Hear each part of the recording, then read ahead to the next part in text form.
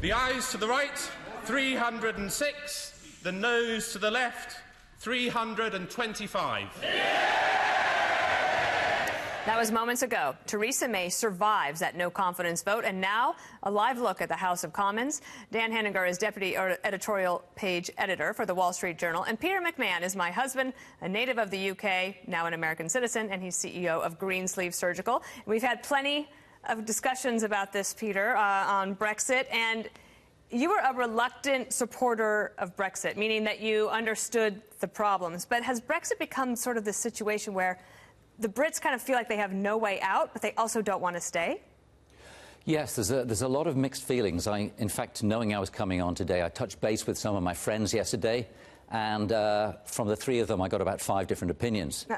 There's a lot of different feelings about it. Many people feel they were misled, particularly those who voted to leave. They feel they were misled with the information they were given. And I think if there was another referendum today, that it would be to stay.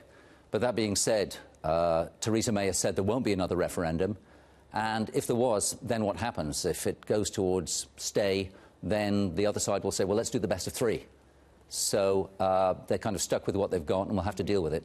Dan, I said that the UK is sort of like with the EU, it's like Hotel California. Yeah. Right. It started as a trading deal, and it became much more political. And now and it also affects us. We have here this the U.S. exports to the U.K. You have aircraft at $9.4 billion, machinery $6 billion, minerals and fuels. I mean, this does have a global impact.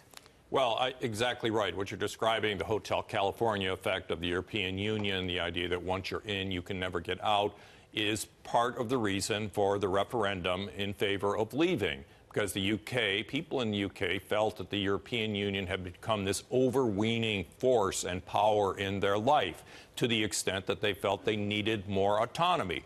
So I agree with Peter. If the referendum were held today, they might vote to stay. But this doesn't diminish the authenticity of that leave vote. And the problem is that a lot of politicians fomented the idea of leaving without themselves, their leadership having any path forward, no idea of how they're going to resolve the complexity that we have been watching here for the past month.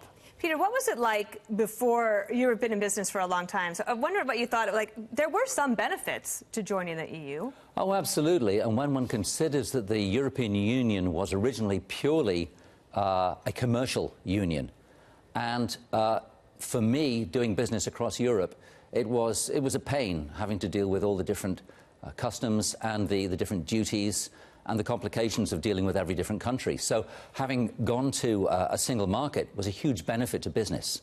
But then there were problems. And tell us, you give one example that really bothers you, the pork chop. Well, it doesn't bother me personally because I don't eat pork chops, but the European regulations became much more political, and people in Britain were unhappy about things like the European Union stating how much curve there must be on a banana, or the fact that a pork chop when I was a kid would come with a little piece of kidney beside it, and the European Union decided they couldn't do that. Now, these are minor items, but there was a host of them, and together they all combined to make people unhappy, along with the European Court of Justice having jurisdiction over Britain. And many people did not want to be controlled by bureaucrats in Europe who were unelected in Britain, and but then had control over their lives. And Dan, there is an immigration component to this too, that the frustration that it's not just here in the United States that have immigration problems. Europe, we know, has as well, and it's really bubbled up.